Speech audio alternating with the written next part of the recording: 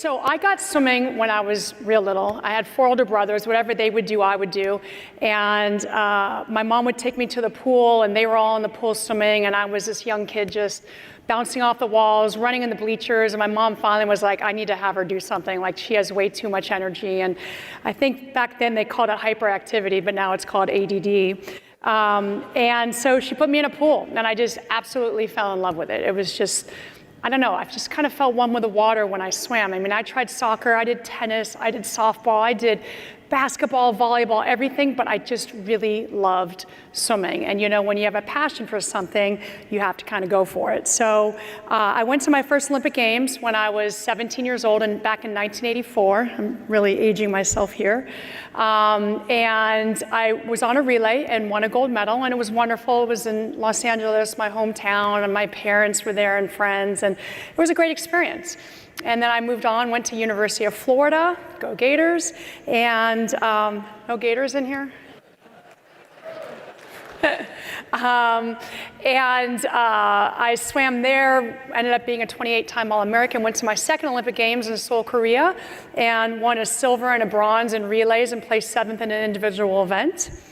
And then I retired, came back in '92, and decided to make a comeback for those Olympic Games. I remember I was working at NBC Sports in New York, and I was logging some tape, and there was a previous Olympian named Brian Bottano, who was a figure skater, who was talking about making a comeback, and that word just kind of resonated with me, and I started thinking, well, you know, I've been out of the sport a year and a half after the '88 Olympics, like maybe I can just give it a try and try one more time. So I went back to University of Florida, trained, and made a comeback, and swam in the '92 Olympics on a relay again, and won a gold medal. So all of my medals were in relays.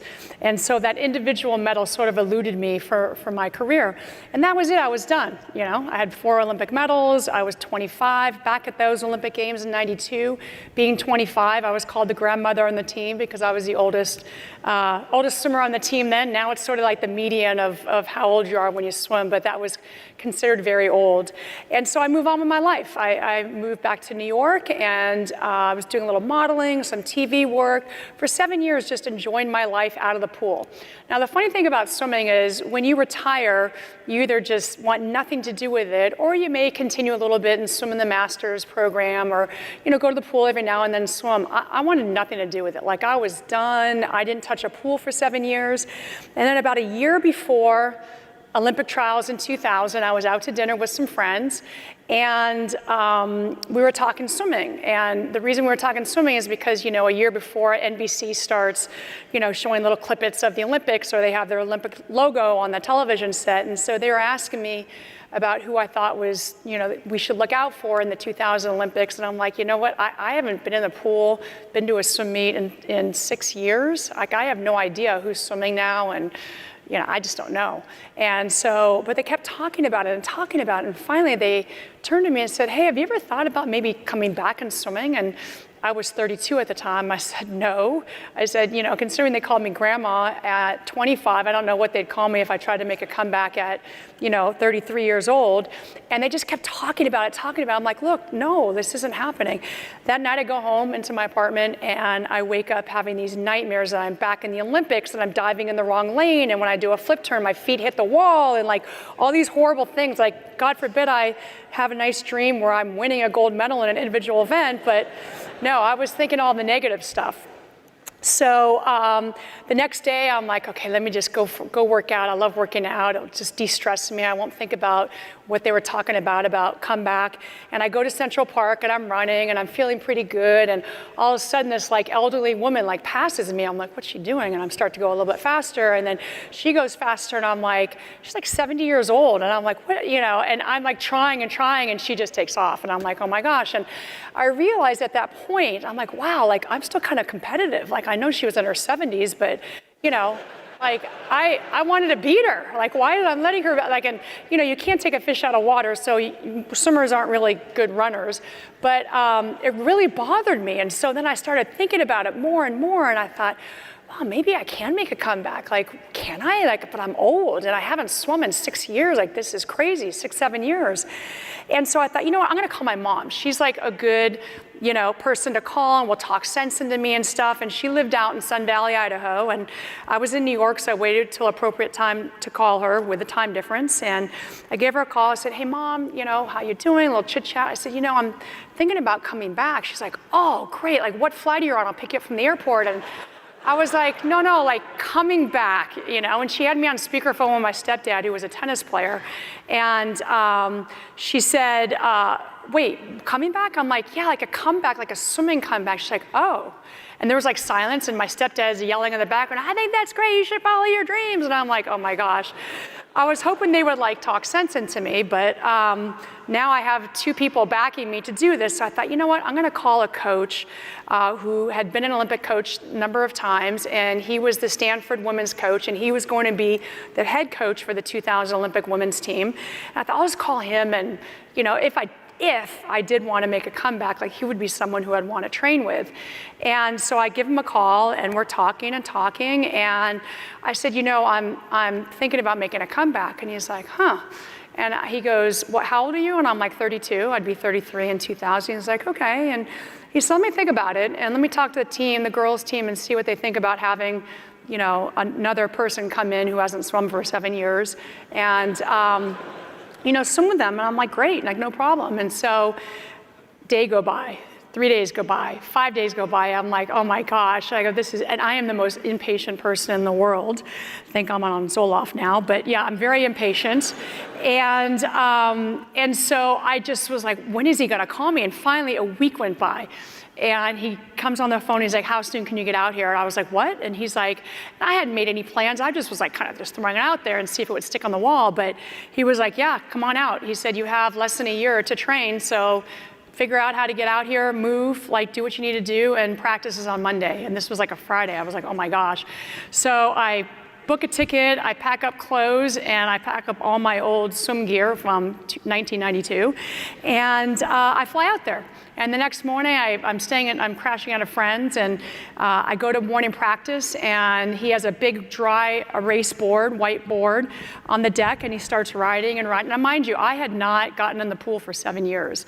And I remember when I was in the locker room, before walking out on deck, I had this like old swimsuit on and these big, huge, look like a diving mask. That's how old my goggles were.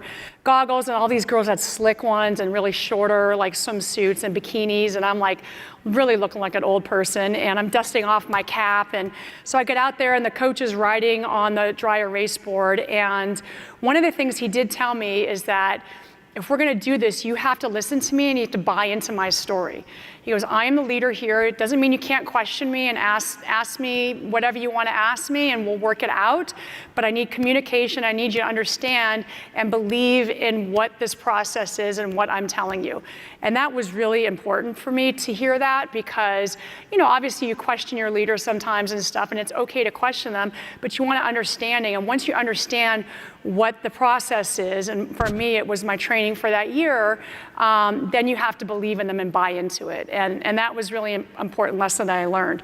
So as he's riding this workout, I look up there, and it's like 3,000 yards. I'm like, oh, that's not bad. I used to do like 6,000, like that's easy.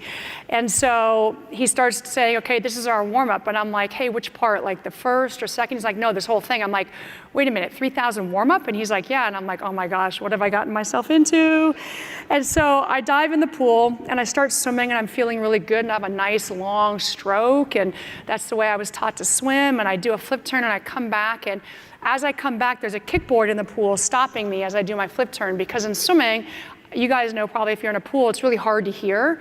And so the kickboard stops me, and I'm thinking, wow, he's already gonna compliment me on my stroke. I felt pretty good for 2 laps after 7 years. It's like riding a bike, And so I put my goggles up. I'm like, yeah, Richard, what's up? And he's standing on the pool deck with his hands on his waist, and he's like, Dara, we don't swim like that anymore. And I was like, what are you talking about? He's like, your stroke? Like, we used to teach people your stroke because you had a nice, long, smooth stroke.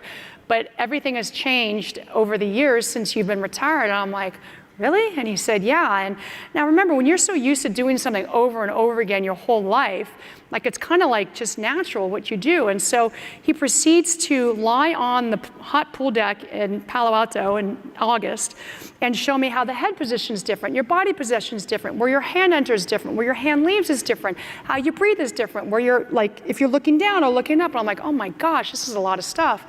And so he was like, tell you what, he goes, remember I told you on the phone that you have to buy into what my plan is for you? He's like, yeah. He's like, well, we have a swim camp every summer for a few weeks, and everyone's coming in tomorrow. I'm like, oh, you want me to talk to them? And he's like, no, I want you to do the swim camp. I'm like, well, you just told me I did the stroke wrong, so how am I going to demonstrate? He's like, no, you're going to learn from these kids. And I was like, what? And I'm like, okay. So next morning, I do my practice, and as I'm finishing the warm down, just herds of kids come in, like 200-300 kids. And they give them these white swim caps, and they write on a Sharpie their last name, because it's hard to tell who you are when you're in a pool and stuff. And I get out of the pool, I'm like, oh my gosh, they hand me a cap, says Torres on it, I put it on, and I walk over to where these kids are, and they took all of the lane lines out of the pool, and they had everyone sit around a big, huge Olympic-sized pool, a 50-meter pool. And I'm sitting there, and I'm like, hey, what's up to this 7-year-old next to me? And, and they're like looking at me like, whose mom are you? Why are you here? That's not nice, And I was like, no, I'm learning too, And so they start the camp, and they said, okay, who would like to demonstrate this first stroke drill? And they all like literally turned to me. I'm like, no, I'm here too. I need to learn. So one of you guys go do it. You 8-year-old go do it or whatever. And so that was what I had to do. Like, I was going to do anything I could to be the best I could be, even if it meant being with 7 to 17-year-olds in a pool and relearning how to swim. So one of the things that was very interesting to me is, I pick up on things very easily. You tell me it once, I get it. But there were so many different changes to the stroke, and I was so used to doing it for so many years. It was very hard for me to get out of that routine of the old days of what I used to do. And so I worked on it for like a year. And about 3 weeks before Olympic trials, we had a swim meet. And my coach came up to me during warm-up, and it's a preliminaries and finals, and a lot of the kids that I'd be swimming against at trials were going to be at this meet, and so obviously I wanted to win. And he comes up to me and said, Dara, you're still not doing your stroke correct. You need to rotate. When you swim freestyle, you don't swim flat. You swim from side to side, and you can see it in the underwater cameras. And he's like, you're rotating more on one side and not the other. And I said, oh, I'll fix that. He's like, no. He said, I need you to breathe on both sides when you swim. So you breathe on one side, take 3 strokes, and breathe on the other side. It's called alternate breathing.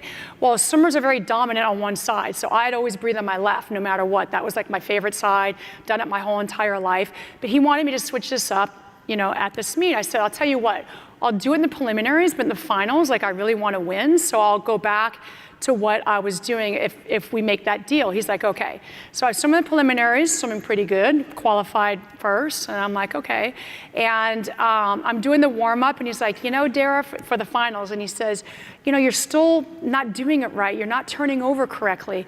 And I'm like, look, you said I want to win this race. And he's like, do you actually care about this race, or do you care about Olympic trials and Olympic games? And I'm like, point well taken. And I said, okay. He goes, you need to learn to swim like this so you can evenly rotate on both sides. I'm like, fine, whatever, So I get on the blocks, and I'm kind of like pissed off a little bit, and I'm getting ready, and they say, take your marks, and I dive in, and I'm like, this is so stupid. And I'm breathing on one side. I'm like, I can't believe he's making me do this. And I'm breathing on the other side. And I touch the wall, and I win and break an American record. And I get out of the pool. And he's like, so, and I'm like, let's do this the rest of the summer. I go, I'm in, let's do this. So sometimes I have to kind of see it to believe it, but again, it's all about trusting your leader, and I had to believe in him with what he was saying. Now, the funny thing about that story is I made the Olympic team in 5 events. In Sydney, I go to the Olympics, and right before the finals of the 50, which was my best event, and the one you saw up there that I lost by 100 of a second in 08, he comes up to me, and I have about 30 minutes until I'm supposed to be on the starting blocks. And he says, you know what, Dara, you're rotating so well on both sides. I think you can go back to how you originally do it and just hold your breath. And I was like, wait, what? And I started to realize, I'm like, you know what, at least I'm mature enough to understand that sometimes things get thrown at you and you have to be able to adjust really quickly. Athletes are very superstitious. And I don't know if you see like football players walking out and they all have to touch a certain thing, or, you know, you have your food that you eat every time before you compete. And so we're just very superstitious. And so for him to come up to me 20 minutes before I'm supposed to go on the starting block and say, okay, now I want you to go back, and didn't even practice it. I've been doing that for, 6 weeks now, alternate breathing. It was a little bit of a challenge, but I'm like, all right, I believe in him, let's do that. And I got up in the blocks and won a bronze medal, which was my best individual medal ever, and broke the American record, and was very happy. It was a lesson that I learned, though, about again, listening to your leader. And the opportunities around that. That's a great word, reinvent, because especially with what's going on right now in today's society and the pandemic, people are going to have to reinvent themselves. And for me personally, being an athlete, you're used to doing something your whole entire life. You train for those 25 seconds or however long your races are. You train for those 2 weeks that you're in the Olympic Games, your whole entire life. And then you're done. And then it's like, okay, now what do I do? So I can only imagine people who are going through a lot right now with what's going on in the world, or trying to figure out how to reinvent themselves. The first thing is to really keep a positive attitude and to set goals. When I got done with my swimming, I actually had no idea what I was going to do. I just knew I had a 2.5-year-old waiting at home for me to get back from Beijing. And I was lucky in that sense because she kind of kept my mind off the fact of, okay, now what am I going to do? I just won 3 silver medals in the Olympics, and so I'm in 5 Olympic Games, and now what do I do with my life? So, I was fortunate to have that distraction of my daughter and being a mom. But I was also very lucky to have opportunities because of what I've done in my life. So I wasn't sure, I took advantage of those opportunities, but I wasn't sure really where I wanted my career to go. I've really enjoyed being a motivational speaker, whether it's, kids, 7, 8-year-olds at a elementary school, which I went to recently and had a blast talking to them, to, very big, wealthy corporations that have 5,000 people there at their conference that want to hear me talk. I love trying to get my message out. And I have lots of different messages, and it depends on who I'm speaking to, but really it's about setting goals and trying to achieve those goals and getting through the obstacles or bumps that are thrown your way, and still trying to attain those goals that are at the other end of that rainbow. So, the speeches are fun. I've really been having a great time with being involved with the CBD Can-I Brands company. That just kind of happened by chance. I obviously have had many injuries in my career, and people say, well, how do you have injuries swimming? And it wasn't so much as swimming, except for maybe my shoulders, but it was a lot of the dry land training that we did. I just, with knee issues, and I had an elbow issue and finger issues, and there's always just some kind of issue going on with me. The latest was I tore my quad, which actually the muscle, the lateral part of the quad, rolled up my leg, and I had a knot in my quad. And I remember a friend of mine who was my strength and conditioning coach when I was training for 08 and 2012 came into town, and I was on crutches. He's like, God, Dara, what happened? And I was like, no, it wasn't another knee surgery. I tore my quad muscle and had to get it fixed. And I'm just really having some real pain issues, and I don't know what to do about it. And he had said that he was working with a brand called Can-I Brands, which is a CBD oil company. And, he sort of educated me about what it was and how it was all natural and there wasn't THC in it. And he said, why don't we send you some and we can see how you feel? So sure enough, Can-I Brand sent me Can-I Repair and Can-I Mend.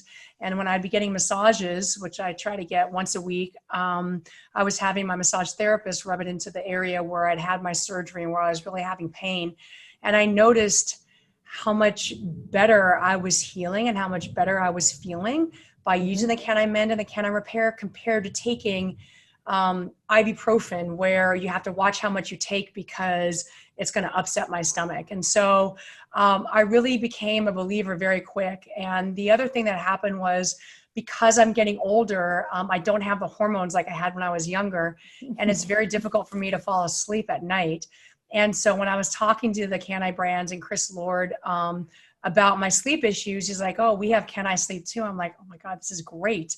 And so they said, can I spray and can I sleep oil? And I mean, it was like magic. It was like gold for me because I was able to get a really, really good night's sleep. So I became a believer very quickly from the Can I Mend, the Can I Repair, and the Can I Sleep. And obviously they have other brands of stuff that they help with. Can I Fresh, Can I Boost? But those two things really, really made a difference in my life. And how did the finding CBD and Can I brands tie into your reinvention and your new direction? Because it's opened up so many avenues for you. Well, in order to be your whole self, you have to feel good. And if you don't feel good, it's very hard to get your message out and try to reinvent yourself and give your speeches if you don't feel good inside. Yeah. And if you're not getting the sleep that you need, if the surgery you had 5 months later is still hurting, you know, it's very hard to be yourself if you can't feel like yourself. And so having Can I brands in my life has really allowed me to feel like myself again. And that's really shown, you know, with my attitude, not feeling so tired and irritable and, you know, being pain-free. It's just really made a huge difference in my life. Oh, good. And, you know, you were talking a little bit earlier about how it's affected, how it's improved, how you're feeling. What else what else have you seen in terms of aging and overall well-being beyond the immediate physical aspects? I think aside from the sleep that I was lacking, the other thing is energy. You know, I would feel like about 3 o'clock in the afternoon, I'd hit a wall. And, you know, if I went outside and got the mail, I'm like, oh, I'll wait till tomorrow to look through it. I'm just too tired. I mean, just like simple little things where I just felt so exhausted. And here I am my whole entire life where, you know, growing up, I had what they called hyperactivity, which now I guess is called ADD. So I was always just going and bouncing off the walls. And now that I'm older, it's like I hit a wall and I'm like, who am I? Like, why do I have any energy? Like, this is just not me. And so the fact that I can take Can I Boost to help me with energy, and then also Can I Fresh, as you know, as you get older, you kind of forget things a little more frequently. And I found that Can I Fresh really helps with that. So just having Can I brands in my life with all the different oils and sprays that they have really made me feel like myself, where I can go out there and, if you hear thunder, it's thundering outside, so I'm sorry. That's okay. But, really go out there and feel like I can be myself and talk about myself and really motivate people. Oh, good. So now, Dara, what do you think about CBD being not banned at the upcoming, whenever they happen, Tokyo Olympics? You know, I think that's awesome. And I think that there are probably more athletes than they will admit taking CBD, because it really does make a difference. And, you know, when you're taking over-the-counter stuff that is legal, but can have an effect. Oh, the side effect is if you take more than 800 milligrams, you may have stomach ulcers or whatever. You know, you as an athlete, you don't want to deal with that stuff. And so I'm pretty sure there are a lot of athletes out there that are taking CBD that we don't even know of yet. And I think that's awesome that it's not banned.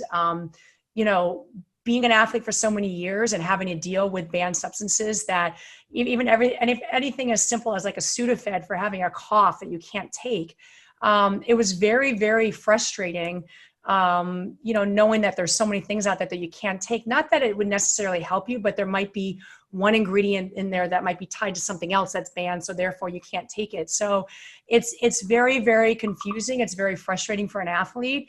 And the fact that CBD is not banned, I think is wonderful for an athlete. And I wish that was a case for me when I was an athlete, but I'm taking advantage of it as a non-athlete. So I'm still getting the effects of it. Yeah. And, you know, there's many women watching us right now, and they're also thinking about CBD as a mom and a parent, and enhancing their lifestyle every day. And so, overcoming that stigma is really important for health and wellness. It's funny you say that, because I have a funny story. I went overseas last summer, and my parents went, who are in their 80s and 90s. Hopefully my mom's not watching this. She'll be very mad that I said that. And my daughter went, who at that time was 13. And I literally, like, when we got there, I don't know, in the morning, but by like 5 o'clock, we were exhausted. I'm like, no, we got to eat dinner. And then by the time, like, then you get another sort of boost of energy. And now it's like 10, 11 o'clock at night, and now you can't sleep. Yeah. And you're jet lagged. And so I'm like, all right, everyone open up. And I'm spraying the CBD sleep in everyone's mouths. And it literally became like a ritual every night. Like, hey, Dara, don't forget to come to our room and, give us, and my sister too. It was just, even my 13-year-old at the time loved it. And so I literally was like the CBD queen, walking around to, 8 different people's rooms, giving them CBD to go to sleep. So it was really kind of funny. Well, it does help. And earlier in the conversation, you were talking about, through the pandemic, the reinvention piece and how people are going to move forward. But cannabis and CBD is a whole new space. And maybe you want to talk a little bit about how you pivoted from Olympics, post-Olympics, to writing, to your wellness, and all of those aspects as well. Yeah, that's a great question. So when I got back from Beijing, there was a lot of, what's the word I want to say? There was a lot of need for an athlete to speak at different events. And there are a lot of athletes that don't feel super comfortable talking on stage, even though they're so used to doing interviews all the time, just to be on stage in front of people, can be fearful. It's much different than just sticking a microphone in your face and talking one-on-one with someone.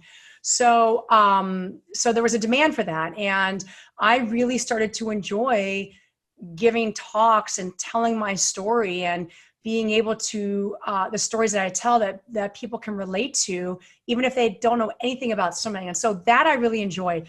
There was also a little bit of a demand for people wanting my memoir, and not just, going on TV and talking about it's something in an interview. They really wanted me to write a book. So I did that. I had a lot of fun doing that. I had a ghostwriter, Elizabeth Wheel, doing it with me. And she really captured my story in my words. And, it was a little bit of a process, but it was really a lot of fun, and I enjoyed it. And then another book came about fitness and a diet plan. And that was fun. And then I was getting into television again, and working on an all-women sports talk show called We Need to Talk. And I don't know, just things just keep coming my way, and either I say yes or no. It just depends on what my comfort level is. And if it's a new challenge, do I want to try it? And, you do have to kind of reinvent yourself. I just started a podcast with my friend, which I never thought I'd be doing a podcast, called Hanging with Champions. And it's going to be on YouTube starting on June 1st. And we've interviewed the fastest male swimmer in the world, who just broke Michael Phelps' world record in the 100 butterfly, Caleb Dressel. And then Tim Tebow popped on during the interview. And then today we interviewed Apollo Ono. And, just doing things that I wasn't always comfortable with, but taking a chance on this, and, really just seeing where my life is kind of leading. You can't be so specific about what you want to do. You have to be a little more open, especially with what's going on right now. And like I said, you set goals for, what you want to try to accomplish, and, things will be sort of thrown your way, and you kind of have to get through those bumps and sort of persevere. I think the fact that I've been through so many things in my life, I mean, people look at athletes and they kind of put them on pedestals and say, oh, well, look at this person, they have such a great life. But, all athletes go through things. All athletes have obstacles they have to overcome. And I've had things thrown in my path many a times, but you get back right back up, and you keep going. And so I'm 53 years old, so that's a lot of years to experience life. And, I have stories as a kid that I was just talking to an iTry group of girls this past weekend on Zoom, and boy, they were asking me questions. I was like, oh my God, my daughter wouldn't even ask me these questions, but it was awesome. And the fact that they feel comfortable enough to ask me questions like they were asking, and just answering them freely and just being myself. And, I get those type of kids that ask stuff, and then you get the adults that ask things. And, I'm a very open book, and I want my experiences of what I've learned in my life to affect other people if they've been going through the same things, and know that they're not alone. So I think it's very important, as someone who's been through a lot of things in her life, to be able to open up and talk about them. Yes, and having the confidence to do that, and the success. Just a couple of more questions before we wrap up. When you were determining the path of becoming an ambassador or an endorser for different products, you did have a lot of opportunities to choose, I'm sure, and you've won so many awards and accolades. Is it sort of, I tried it, therefore it helps, it just works? Is that how it happened with Can I Brands?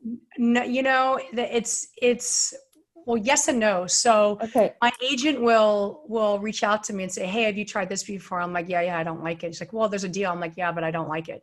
So I'm very particular with what I will endorse and talk about. Mm-hmm. I have to have tried it. I'm not one of these people that's like, oh, this is going to be a great ad and lots of money, I want to do it. No, I have to try it. I have to have had used it, and I have to see effects. And I'm very open about that. And if there's something that I don't like, I'm not going to endorse it. So I have lots of friends and family always asking me about the CBD that I'm, a part of. And, I feel like I get shipments in for me, and then I end up shipping it to other people because they want it and they want to try it. And, then I'm out. I'm like, oh my gosh, I got to go call Chris again to get some more product. So, but yeah, no, I'm a firm believer that, at least for me personally, if I'm going to talk about something, I have to have tried it, and I have to have felt the effect of it. Oh, good. Well, that's an incredible endorsement for all of the audience here, and really appreciate your openness and insight into why CBD, the opportunities it's provided for you, and above all, the health benefits and how great you're feeling. Do you have any sort of last words of advice for women who are entering the cannabis and CBD space, in light of the pandemic and post-pandemic, as we wrap up? All I can say is it's been super helpful for me. There's been some very stressful times. Everyone's going through a lot together. If it's something that you want to try, I say go for it. It's really helped me a lot. I mean, with all the stresses that have been going on, obviously sleep is something that people really need. And I'm sure there's been a big deficit in sleep these past few months. So don't be shy. For me, I know what's in the products of Can I Brands. And so I feel very comfortable taking their products and being an ambassador for them, knowing how healthy it is and how much it will help you. So all I can say is, if you're a little nervous to take it, then take a little at a time and just see what the effects are for you.